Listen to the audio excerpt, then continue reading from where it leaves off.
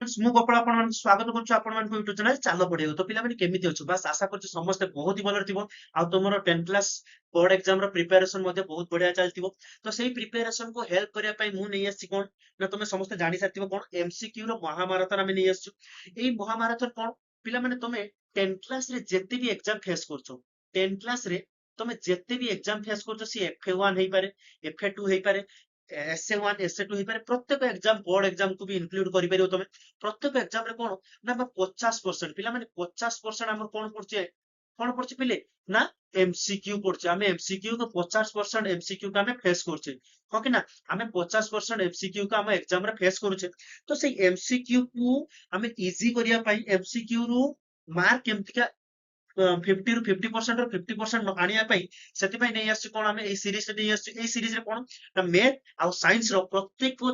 Chapter ର ଆମେ very very important MCQ କରିବାକୁ ଡିସ୍କସନ କରିବାକୁ ଯାଉଛେ। ତ ସେଇଭଳିଆ ଆଜିକାର ସେସନ ଅଛି ଆମର କଣ, ଲାଇଫ ସାଇନ୍ସ ର ପରିବହନ ଓ ସଞ୍ଚାଳନ। ସେଇ ବିଷୟରେ ଆମେ ପ୍ରାୟ 18ଟି କ୍ୱେଶ୍ଚନ ଆଣିଛେ। 18ଟି କ୍ୱେଶ୍ଚନ ଆମର ପିଲାମାନେ କଣ ଅଛି ନା, ଏଇ ଭିଡିଓରେ ଆମେ କଣ କରୁଛେ, ଆମେ ଗୋଟେ ଅଲଗା ପ୍ରକାରର ଆମେ ଏମସିକ୍ୟୁ ଡିସ୍କସନ କରୁଛେ, ଯିଏ କି ମକ୍ ଟେଷ୍ଟ ଭଳିଆ ଆମେ ଏମସିକ୍ୟୁ ଡିସ୍କସନ କରୁଛେ। ମୁଁ କହିବି ପିଲାମାନେ କେମିତି କରାଉଛି। ପିଲାମାନେ ମୁଁ ଆଜି 18ଟି କ୍ୱେଶ୍ଚନ ଡିସ୍କସନ କରିବି। କେତୋଟି କ୍ୱେଶ୍ଚନ ପିଲେ? 18ଟି କ୍ୱେଶ୍ଚନ ଡିସ୍କସନ କରିବି। ଆମେ ସେ ଡିସ୍କସନ କରିବାଟା ସମୟରେ ମୁଁ ତମକୁ କଣ କରିବି ନା, ତମେ କଣ କର, ଏକ୍ସାମ ଭଳିଆ ତମେ କଣ କରିବ, ପ୍ରତ୍ୟେକ କ୍ୱେଶ୍ଚନ ର ଆନ୍ସର ମୁଁ କ୍ୱେଶ୍ଚନ ପଢି ସାରିବି, ତମେ ଭିଡିଓଟିକୁ ପୁଶ କରିଦବ ବା ଷ୍ଟପ କରିଦବ। ଷ୍ଟପ କରିସାରିଲା ପରେ ତମେ ନିଜ ନୋଟବୁକ୍ ର 1 ରୁ 18 ପର୍ଯ୍ୟନ୍ତ କ୍ୱେଶ୍ଚନ ମାନେ ନମ୍ବର ମେନସନ କରିଦିଅ, ଆଉ ତା ସାଇଡରେ ABCD ଏମିତିଆ କରି ଯିବ। ଆଚ୍ଛା, ମୁଁ କ୍ୱେଶ୍ଚନ ପଢି ସାରିଲା ପରେ ତମେ ଭିଡିଓଟିକୁ ଷ୍ଟପ କରିବ। ଆଉ ସେଇ ନମ୍ବର ସାଇଡରେ ତମର ଯୋଉ ଅପସନ ଟା ତମକୁ ଠିକ ଲାଗୁଛି, ମୁଁ ଆନ୍ସର କହିବା ପୂର୍ବରୁ ଓକେ, ଯୋଉ ଅପସନ ଟା ତମକୁ ଠିକ ଲାଗୁଛି ସେଇ ଅପସନ ଟା ତମେ ଲେଖିବ। ତାପରେ ପୁଣି ନେକ୍ସଟ ଦେଖିବ ତମେ ମୁଁ ଆନ୍ସର କଣ କହୁଛି, ଆଉ ସେଇ ଅନୁସାରେ ସେଠି ଠିକ କିମ୍ବା ଭୁଲ ମାରିବ ସେଇ କ୍ୱେଶ୍ଚନ ଭିତରେ, ଠିକ ଅଛି? ଆଚ୍ଛା, ସେଇ ଅନୁସାରେ ଆମେ କଣ, ଲାଷ୍ଟରେ ତମେ ମତେ ଜଣେଇବ କଣ, ଲାଷ୍ଟରେ ମତେ କମେଣ୍ଟ କରିବ ପିଲାମାନେ, ତୁମର ନାମ କମେଣ୍ଟ କରିବ। ନାମ ତଳେ କଣ ଲେଖିବ, ମାର୍କ ଲେଖିକି ତମେ ଲେଖିବ ନା, ସାର୍ 18ରୁ ଆମର ସାର୍ କେତେ ମାର୍କ ରହିଲା। 18ରୁ କେତେ ମାର୍କ ତମର ରହିଲେ ସେଟା ମତେ ମେନସନ କରିକି ଜଣେଇବ, ଠିକ ଅଛି? ମେନସନ କରିକି ଜଣେଇବା ଦ୍ଵାରା ଏଟା କରିବା ଦ୍ଵାରା କଣ ହବ ପିଲେ, ମୁଁ ଜାଣିପାରିବି ମୋ ପିଲାମାନେ ବା ମୋ ଭିଡିଓ ଯୋଉମାନେ ଦେଖୁଛନ୍ତି ସେମାନେ କେତେ ମାର୍କ ରଖୁଛନ୍ତି, ଆଉ ସେଇ ମାର୍କକୁ ବେସ୍ କରିକି ମୁଁ ନେକ୍ସଟ ସେସନରେ ସେଇ ଅନୁସାରେ କ୍ୱେଶ୍ଚନ ନେଇ ଆସିବି। ବା ତମେ କହିପାରିବ ଅଧିକାଂଶ ପିଲା ଯଦି କମ ମାର୍କ ରଖୁଛନ୍ତି, 10 ତଳେ ରଖୁଛନ୍ତି, ମୁଁ କଣ କରିବି, ଆହୁରି ଇଜି କ୍ୱେଶ୍ଚନ ଯେମିତି ତମେ ବୁଝିପାରିବ ଯେ କ୍ୱେଶ୍ଚନ ଟାକୁ, ସେଇ କ୍ୱେଶ୍ଚନ ଆହୁରି ଇଜି କ୍ୱେଶ୍ଚନ ନେଇକି ଆସିବି। ଯଦି କିଛି ଡିଫିକଲ୍ଟ ମାନେ ଅଧିକରୁ ଅଧିକ ମାନେ 15 କିମ୍ବା 20 ପାଖାପାଖି ମାର୍କ ରଖୁଛନ୍ତି, ବା ଅଧିକରୁ 90% କିମ୍ବା 80% ମାର୍କ ସବୁ ରଖୁଛନ୍ତି, ତେବେ ମୁଁ କଣ କରିବି ନା, ଡିଫିକଲ୍ଟି ଲେଭେଲ ଟିକେ ବଢେଇବି, ଆଉ କ୍ୱେଶ୍ଚନ ମାନେ ଇମ୍ପୋର୍ଟାଣ୍ଟ କ୍ୱେଶ୍ଚନ ନେଇକି ତମ ପାଇଁ ଆସିବି। ତ ବିନା ଟାଇମ ୱେଷ୍ଟ କରିକି ଚାଲ ଭିଡିଓଟିକୁ ଷ୍ଟାର୍ଟ କରିବା। ଫାର୍ଷ୍ଟ କ୍ୱେଶ୍ଚନ କଣ କହିଛି ପିଲାମାନେ,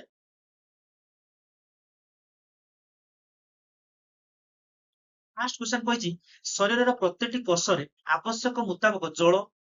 ଖାଦ୍ୟ ଓ ଅମ୍ଳଜାନ କେଉଁ ପ୍ରକ୍ରିୟା ଦ୍ଵାରା ହେଇଥାଏ? ଆଚ୍ଛା, ପୋଷଣ ପ୍ରକ୍ରିୟା ଦ୍ଵାରା କଣ ହେଇଥାଏ ଛୁଆ, ଆମର ଖାଦ୍ୟଟି କଣ ହେଇଥାଏ, ହଜମ ହେଇଥାଏ, ହଁ କି ନା ପିଲା? ଖାଦ୍ୟଟି ହଜମ ହେଇଥାଏ, ପରିପାକ ହେଇଥାଏ। ଆଚ୍ଛା, ରେଚନ ପ୍ରକ୍ରିୟା ଦ୍ଵାରା କଣ ହେଇଥାଏ, ଏଟା ତାହେଲେ ଭୁଲ ହବ। ସିଏ କଣ କହିଛି, ଖାଦ୍ୟ, ଜଳ ଓ ଅମ୍ଳଜାନ କେଉଁ ପ୍ରକ୍ରିୟାରେ ହୋଇଥାଏ ପ୍ରତିଟି କୋଷରେ? ପୋଷଣ ପ୍ରକ୍ରିୟାରେ ତ ବିଲକୁଲ ହେଇନଥାଏ। ରେଚନ ପ୍ରକ୍ରିୟାରେ କଣ ହେଇଥାଏ ପିଲାମାନେ, ଆମ ଶରୀରର ପ୍ରତ୍ୟେକ ବର୍ଜ୍ୟବସ୍ତୁ, ଆମ ଶରୀରର ପ୍ରତ୍ୟେକ ବର୍ଜ୍ୟବସ୍ତୁ କୁ ନିଷ୍କାସନ କରିବା ପ୍ରକ୍ରିୟାଟାକୁ ଆମେ କଣ କହିଥାଉ, ରେଚନ ପ୍ରକ୍ରିୟା। ତେବେ ରେଚନ ପ୍ରକ୍ରିୟାରେ ମଧ୍ୟ ଜଳ, ଖାଦ୍ୟ ଓ ଅମ୍ଳଜାନ ପୋଷଣ ନିକଟକୁ ପହଞ୍ଚି ନଥାଏ। ଶୋଷଣ ପ୍ରକ୍ରିୟାରେ ମଧ୍ୟ ପହଞ୍ଚି ନଥାଏ। ସେ କୋଉ କୋଉ ପ୍ରକ୍ରିୟା ଦ୍ଵାରା ପହଞ୍ଚିଥାଏ ପିଲାମାନେ, ନା ପରିବହନ। ପରିବହନ ପ୍ରକ୍ରିୟା ଦ୍ଵାରା ସେ କଣ କହିଥାଏ ନା, ଶରୀରର ପ୍ରତିଟି କୋଷ ଆବଶ୍ୟକ ମୁତାବକ ଜଳ, ଖାଦ୍ୟ ଓ ଅମ୍ଳଜାନ ପରିବହନ ପ୍ରକ୍ରିୟା ଦ୍ଵାରା ପାଇଥାନ୍ତି। ନେକ୍ସଟ କ୍ୱେଶ୍ଚନ କହିଲା ପିଲେ ନା, ଜଳ ମୂଳ କୋଷରୁ କେଉଁ ପ୍ରକ୍ରିୟାରେ ଜାଇଲେମ ଭିତରକୁ ପ୍ରବେଶ କରିଥାଏ? ଜଲ୍ଦି କମେଣ୍ଟ କର ପିଲାମାନେ। ସେ କହିଲା ଜଳଟା ମୂଳ ଲୋମ କୋଷରୁ କେଉଁ ପ୍ରକ୍ରିୟାରେ ଜାଇଲେମ ଭିତରକୁ ପ୍ରବେଶ କରିଥାଏ? ପିଲାମାନେ ଯୋଉମାନେ ପରିଶ୍ରମଣ କହୁଛନ୍ତି ଏଟା ବିଲକୁଲ ଭୁଲ, ପରିଶ୍ରମଣ ହବନି। କୋଉଟା ହବ ପିଲାମାନେ, ବିସରଣ ପ୍ରକ୍ରିୟା ଦ୍ଵାରା। କୋଉଟାରେ ହବ ପିଲେ, ବିସରଣ ପ୍ରକ୍ରିୟା ଦ୍ଵାରା କଣ ହେଇଥାଏ ନା, ଜଳଟା ମୂଳ ଲୋମରୁ କୋଉଠି ଯାଇଥାଏ ଛୁଆ, ଜାଇଲେମ ଭିତରକୁ ପ୍ରବେଶ କରିଥାଏ ଉଦ୍ଭିଦରେ, ଠିକ ଅଛି? ନେକ୍ସଟ କ୍ୱେଶ୍ଚନ କଣ କହିଲେ ନା, ଜାଇଲେମ ନଳୀର ବ୍ୟାସ, ସେ ଯୋଉ ଜାଇଲେମ ନଳୀଟାର ବ୍ୟାସଟା ଯଦି 0.001 ରୁ କମ ହେଇଯାଏ, ତେବେ ଏଇ ଯୋଉ ରକ୍ତ ନଳୀର ଜଳ କେତେ ମିଟର ପର୍ଯ୍ୟନ୍ତ ଉଚ୍ଚ ବା ଉପରକୁ ଉଠି ପାରିବ? ଏଟା ଡାଇରେକ୍ଟ କ୍ୱେଶ୍ଚନ ଅଛି ଆମର, ବହିରେ ପଢା ହେଇଛି। କେତେ ପିଲେ? ଅପସନ ସି ହବ, 10 ମିଟର ଉଚ୍ଚ ପର୍ଯ୍ୟନ୍ତ ସିଏ ଜଳଟି ଉଠି ପାରିବ, କାହାର, ଉଦ୍ଭିଦ ମଧ୍ୟରେ, ଠିକ ଅଛି? नेक्स्ट क्वेश्चन कौन कहला उद्भिदर जल परिवहन ପାଇଁ ନିମ୍ନଲିଖିତ କେଉଁ ସବୁ ତତ୍ତ୍ୱ ଅବତରଣ କରାଯାଇଛି ମାନେ କେତେଟା ସବୁ ଯୋଉ ଆମର ତତ୍ତ୍ୱ ଦିଆ ହେଇଥିଲା ସେଇ ତତ୍ତ୍ୱ କେଗୁଡା କେଗୁଡା ଦିଆ ହେଇଥିଲା ଆଚ୍ଛା ମତେ କହିଲେ ଦେଖି ଲାଷ୍ଟ ଆଡୁ ଯିବା ମୂଳ ଚାପ ସଶକ୍ତି ତତ୍ତ୍ୱ ଦିଟା ଦିଆ ହେଇଥିଲା ପିଲାମାନେ ହଁ ଦିଆ ହେଇଥିଲା କିନ୍ତୁ ବିସରଣ ଚାପ ଦିଆ ହେଇଥିଲା କି ନା ସାର୍ ବିସରଣ ଚାପ ବିଲକୁଲ ବି ଦିଆ ହେଇନଥିଲା ତେବେ ଏଇଟା ଭୁଲ ଅଛି ତାର ଅପସନ ସି ଦେଖିବ ନା କୈସିକ ଆକର୍ଷଣ ଦିଆ ହେଇଥିଲା ସଶକ୍ତି ତତ୍ତ୍ୱ ଦେଇଥିଲା କିନ୍ତୁ ବିସରଣ ଚାପ ଏଠି ଏବେ ମନା କଲେ ବିସରଣ ଚାପ ଦିଆ ହେଇନଥିଲା ଏଠି ବି ଦେଖ ଅପସନ ଏ ର ବିସରଣ ଚାପ ଅଛି ତେବେ ବିସରଣ ଚାପ ଯୋଉ ଅପସନ ଅଛି ଆମେ ଫୁଲ ମାରିଦବା ଟିକେ ସେଗୁଡା ଆନ୍ସର ହିଁ ହବନି ଆଉ ଅପସନ କଣ ରହିଲା ଅପସନ ବି କଣ କହିଲେ ପିଲେ ନା କଣ ଅଛି ନା ବୈଶ୍ବିକ ଆକର୍ଷଣ ମୂଳଜ ଚାପ ସଶକ୍ତି ତତ୍ତ୍ୱ ଏଇ ତିନିଟା ଥିଲା ଆମର କଣ ତତ୍ତ୍ୱ ବୋଲି ଦିଆଯାଇଥିଲା ତେବେ option B is the right answer next question ଯିବା ପିଲେ ମୂଳଜ ଚାପ ମାପିବା ପାଇଁ କେଉଁ ଯନ୍ତ୍ରଟି ବ୍ୟବହାର କରେ ଯାହା ଡାଇରେକ୍ଟ କ୍ୱେଶ୍ଚନ ବହିରୁ ଉଠାଇଛି କଣ ପିଲେ ନାନୋମିଟର କଣ କୋଉ ଯନ୍ତ୍ରଟି ବ୍ୟବହାର କରାଯାଉଛି ପିଲେ ନାନୋମିଟର ଯନ୍ତ୍ରଟି ଭିଡିଓ ଷ୍ଟାର୍ଟ କରିବା ଆମର କଣ୍ଟିନ୍ୟୁ କରିବା ପୂର୍ବରୁ ମୁଁ ବାସ୍ ଗୋଟିଏ ଜଣେଇ ଦଉଛି କଣ ଚାଲ ପଢିବା ହ୍ୱାଟ୍ସଆପ ଗ୍ରୁପରେ ଆମେ କେମିତି ଜଏନ ହବା ପ୍ରଥମେ ତ ପିଲାମାନେ ଜଏନ ହବାର କଣ ବେନିଫିଟ୍ସ ଅଛି ସେ ବିଷୟରେ ଡିସ୍କସନ କରିଦବା ତାପରେ ଆମେ କଣ କରିବା ନା ତା ଜଏନ ହବା କେମିତି ତା ବିଷୟରେ ଜାଣିବା ମୁଁ ପିଲାମାନେ 5ଟି ବେନିଫିଟ୍ସ ବିଷୟରେ କହିଦେବି ଠିକ ଅଛି ନା 5ଟି ବେନିଫିଟ୍ସ କଣ ପିଲାମାନେ ପ୍ରଥମ ବେନିଫିଟ୍ସ କଣ ରହିବ ତମର ପ୍ରଥମ ବେନିଫିଟ୍ସ ରହିବ କଣ ନା ପ୍ରତ୍ୟେକ ଭିଡିଓର ପିଡିଏଫ ତମକୁ ସେଇ ଗ୍ରୁପରେ ମିଳିଯିବ ହ୍ୱାଟ୍ସଆପ ଗ୍ରୁପରେ ସେଇ ହ୍ୱାଟ୍ସଆପ ଗ୍ରୁପରେ ପ୍ରତ୍ୟେକ ଭିଡିଓର ପିଡିଏଫ ମନେକର ଆଜି ଆମେ ପଢିଲେ କଣ ନା ଆଜି ଯେଉଁ ବିଷୟରେ ପଢିଲେ ବା ଯେଉଁ ସାଇନ୍ସର ଯେଉଁ ଚାପ୍ଟର ବିଷୟରେ ପଢିଲେ ସେଇ ଚାପ୍ଟର ଯେତୋଟି କ୍ୱେଶ୍ଚନ ଆମେ କଣ କଲେ ନା ପ୍ରାକ୍ଟିସ କଲେ ସେଇ କ୍ୱେଶ୍ଚନର ପୁରା ଟୋଟାଲ ପିଡିଏଫ ଟା ମିଳିଯିବ କୋଉଠି with answer PDF with answer ମିଳିଯିବ କୋଉଠି ପିଲାମାନେ ନା ତମର ହ୍ୱାଟ୍ସଆପ ଗ୍ରୁପରେ ଠିକ ଅଛି ନା ହ୍ୱାଟ୍ସଆପ ଗ୍ରୁପରେ ତ ପିଡିଏଫ ବି ଆମର ମିଳିପାରିବ ହ୍ୱାଟ୍ସଆପ ଗ୍ରୁପ ଗୋଟେ ବେନିଫିଟ୍ସ ସେକେଣ୍ଡ ବେନିଫିଟ୍ସ କଣ ପିଲାମାନେ ପିୱାଇକ୍ୟୁ ପିୱାଇକ୍ୟୁ ମାନେ କଣ ସାର୍ ପିୱାଇକ୍ୟୁ ମାନେ କଣ ନା previous year question sir previous year question ତ ଆମେ ଏମିତିକା ଗୁଗୁଲରେ ସର୍ଚ୍ଚ କରିଦେଲେ ପାଇପାରିବା ତ ଆମେ କାହିଁକି ଜଏନ ହବା ପିଲାମାନେ ଆମେ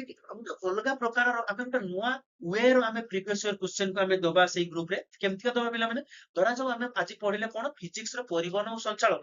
ତ ସରି ଆମର ସାଇନ୍ସ ର ପରିବହନ ଓ ସଞ୍ଚାଳନ ପଢିଲେ ଲାଇଫ ସାଇନ୍ସ ର ତ ସେଇ ଯୋଉ ପରିବହନ ଓ ସଞ୍ଚାଳନରେ ପୂର୍ବ 5 ବର୍ଷ ପୂର୍ବରୁ 5 ବର୍ଷରେ ସରି ପୂର୍ବରୁ 5 ବର୍ଷରେ କଣ ସେଇ ଚାପ୍ଟର କୋଉ ସବଜେକ୍ଟ ସରି କୋଉ କ୍ୱେଶ୍ଚନ ପଡିଛି ସେଇ ଚାପ୍ଟର କୋଉ କ୍ୱେଶ୍ଚନ ପଡିଛି ସେଇ କ୍ୱେଶ୍ଚନ କେବଳ କଣ କରାଯିବ ଆମର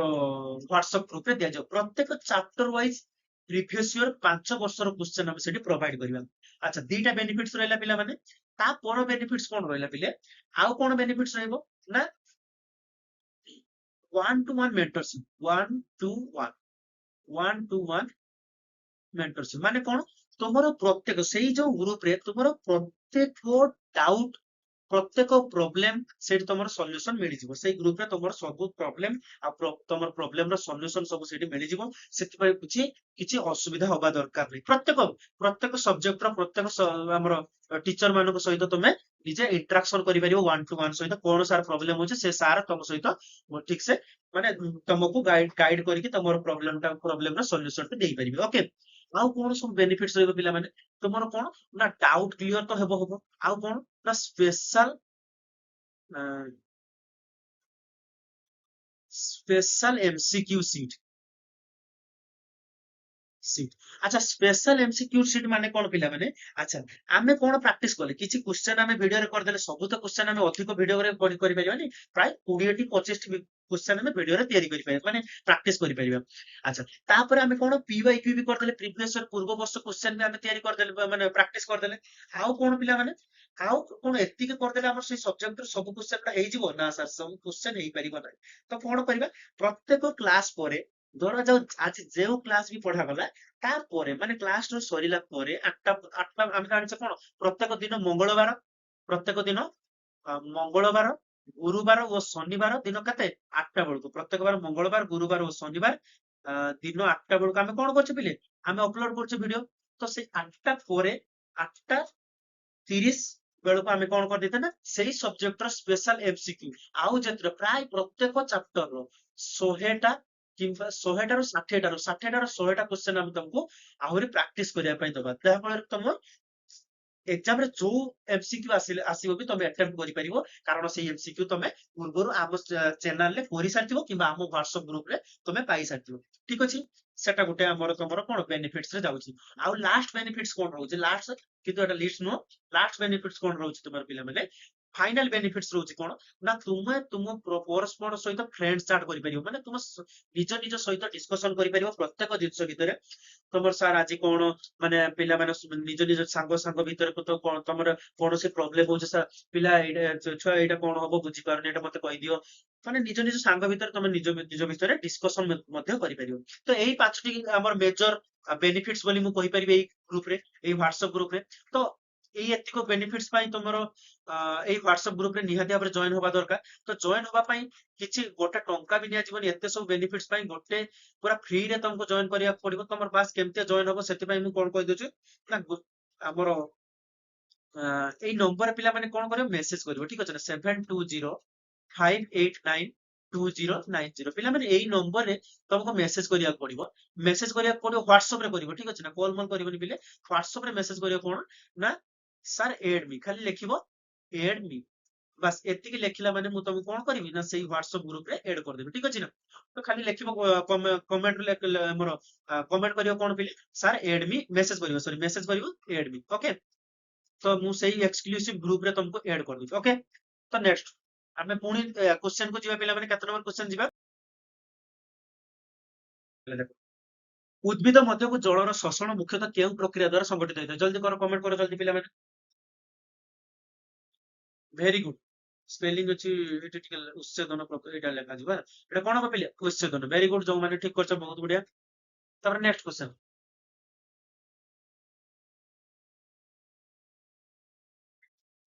केउटी उद्भिदर बायबीय अंश नुहे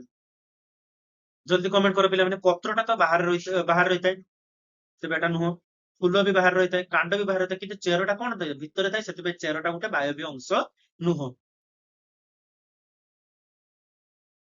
तार नेक्स्ट क्वेश्चन कोन कहला ना रक्त वाहिनी प्रधानतः केते प्रकार ए जो रक्त वाहिनीटा केते प्रकार रथे बस एति क्वेश्चन को देल तमे वीडियो टिक स्टॉप कर दबो स्टॉप कर साला परे 8 नंबर आंसर साइड रे लिख दबो ए बी सी डी तापर पुनी पोस्ट करियो मु कहबी आंसर कते हो पिला माने तीनोटी केते पिला तीन प्रकार ठीक अछि नेक्स्ट क्वेश्चन एई भलिया तमे लास्ट केते मार रहले मते कमेंट रे जणेबो नेक्स्ट क्वेश्चन कोन कहला मनुष्य शरीरर रक्त संचालन प्रक्रिया प्रथमे की आविष्कार करथिली की आविष्कार करथिले पिला माने डायरेक्ट क्वेश्चन क्रेपस तो नुह बिल्कुल हिल नुह किए भी कार्स नुह किए इलियम हार्पे किए आविष्कार करथिले पिला माने इलियम यूलियम हार्पे ठीक अछि ना जल्दी वेरी गुड तापर नेक्स्ट क्वेश्चन नेक्स्ट क्वेश्चन कोन कहला मनुष्य शरीर रे परिवहन उत्कृष्ट माध्यमटी कोन हम जो परिवहन उत्कृष्ट माध्यम को माध्यम रे मनुष्य शरीर रे परिवहन होइताय अच्छा वायु माध्यम रे परिवहन हम शरीर रे वायु माध्यम रे परिवहन होइताय कि ना सर जल माध्यम रे बिल्कुल जल तो परिवहन माध्यम रे जाइताय किंतु कहा माध्यम रे शरीर रो कहा माध्यम रे सीताय पोषक माध्यम रे बिल्कुल हम रक्त माध्यम रे कोन होइताय प्रत्येक पोषक जल सब कोन होइताय परिवहन होइताय वेरी गुड नेक्स्ट क्वेश्चन जड़े बयस प्राप्त व्यक्तिर हृत्पिंडर ओजन प्राय केते होबो जड़े बयस प्राप्त व्यक्तिर हृत्पिंडर ओजन प्राय केते होबो पिला माने हृत्पिंडर ओजन केते 250 ग्राम रु केते होबो छुआ 300 ग्राम पर्यंत 250 ग्राम रु 300 ग्राम पर्यंत तार ओजन होइतै कहारो ना हृत्पिंडर एटा वेरी इंपोर्टेंट पिला माने नोट कर लेता एटा क्वेश्चन टाको कोन बहुत इंपोर्टेंट ना मनीष गोटे बयस प्राप्त जड़े बायो प्राप्त व्यक्तिर गोटे हृत्पिंडर ओजनटा प्राय केते 250 ग्राम रो 300 ग्राम पर्यंत होइतै वीडियो स्टार्ट करिया पूर्व निहाती भाबरे चैनल टिको सब्सक्राइब कर दो जदि 1% भलो लागुतो चैनल टिको बा 1% तमे बेनिफिट जदि भी पाइबो तो निहाती भाबरे चैनल टिको सब्सक्राइब कर दबो आउ ग्रुप रे तो निहाती जॉइन कर दबो आउ पिला माने तुमर कोन टारगेट अछि पिला माने 500 रु 1000 पर्यंत सब्सक्राइबर करि सारला परे कोन हमें थ्योरी क्लास नै कि आछी कोन करिया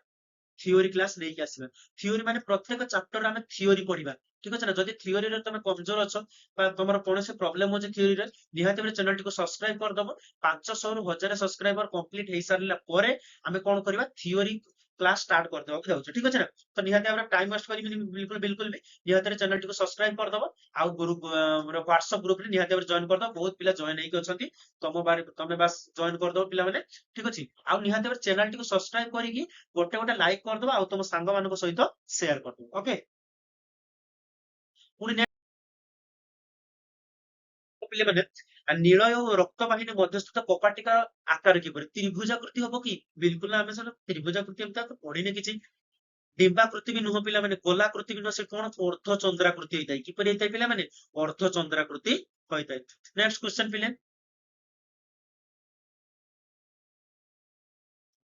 ନେକ୍ସଟ କ୍ୱେଶ୍ଚନ କଣ କହିଲା ହୃତ୍ପିଣ୍ଡର ସଂକୋଚନ ଘଟିଲେ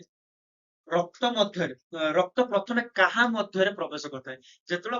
ହୃତ୍ପିଣ୍ଡର ସଂକୋଚନ ଘଟିବ ରକ୍ତଟା ପ୍ରଥମେ କାହା ମଧ୍ୟ ଦେଇକି ପ୍ରବେଶ କରିବ ଜଲ୍ଦି କମେଣ୍ଟ କର ପିଲାମାନେ ଭେରି ଗୁଡ ଶିର ମଧ୍ୟରେ ନୁହଁ ଧମନୀ ମଧ୍ୟରେ କାହା ମଧ୍ୟରେ ପ୍ରବେଶ କରିବ ପ୍ରଥମେ ଧମନୀ ମଧ୍ୟରେ ପ୍ରବେଶ କରିବ ଆସିଯାଇଛି ଜଲ୍ଦି କମେଣ୍ଟ କର ନା ହୃତ୍ପିଣ୍ଡର ଅଳିନ୍ଦ ଓ ନିଳୟ ଅବସ୍ଥିତ କପାଟିକା କାହା ଆଡକୁ ଖୋଲିଥାଏ ଖୋଲିପାରେ ବା କାହା ଆଡକୁ ଖୋଲିପାରେ ଜଲ୍ଦି କର କମେଣ୍ଟ ପିଲାମାନେ ଅଳିନ୍ଦ ଆଡକୁ ନୁହଁ ସାର୍ ଲିଳୟ ଆଡକୁ ବି ନୁହଁ ଶିର ଆଡକୁ ନୁହଁ ରକ୍ତ କୈଶିକ ଆଡକୁ ସେ କଣ କରିପାରିବ ନା ତାର ଯୋଉ କପାଟିକାଟାକୁ ଖୋଲି ପାରିବ ରକ୍ତ କୈଶିକ ଆଡକୁ ଖୋଲି ପାରିବ ଠିକ ଅଛି ନା ମନେ ପଡୁଛି ନା ସେ ଡାଇଗ୍ରାମ ଟା କୋଉ ଡାଇଗ୍ରାମ ଟା ହାର୍ଟ ର ହୃତ୍ପିଣ୍ଡର ଡାଇଗ୍ରାମ ଟା ମନେ ପଡୁଛି ନା ଠିକ ଅଛି ଯଦି ନ ମନେ ପଡୁଛି ନିହାତି ଚ୍ୟାନେଲ ଟିକୁ ସବସ୍କ୍ରାଇବ କରିଦବା ଆମେ ଥିଓରି ପାର୍ଟ ପଢିଲା ବେଳେ ସେଟାକୁ ଆମେ ଠିକ ସେ ପୁରା ଜଣେଇବା ପୁରା ଇଜି ମେଥଡରେ ପଢିବା ଠିକ ଅଛି ନା ତାର 15 ନମ୍ବର କ୍ୱେଶ୍ଚନ ଆସିଗଲା କଣ ନା ମନୁଷ୍ୟ ହୃତ୍ପିଣ୍ଡର ରଙ୍ଗ କିପରି ପିଲାମାନେ ମନୁଷ୍ୟ ହୃତ୍ପିଣ୍ଡର ରଙ୍ଗଟା ତମେ ଯଦି ଲାଲ କହିବ ବିଲକୁଲ ବି ଲାଲ ନୁହଁ